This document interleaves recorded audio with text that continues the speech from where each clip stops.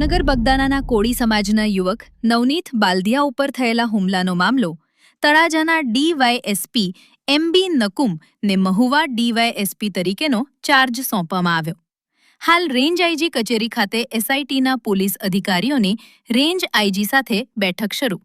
ઘટનાને પગલે બગદાણાના પીઆઈડી વી ડાંગરને લીવ રિઝર્વમાં મુકાયા બાદ મહુવાના ઇન્ચાર્જ ડીવાયએસપી રીમાબા ઝાલા પાસેથી પણ ચાર્જ પરત લઈ લેવામાં આવ્યો.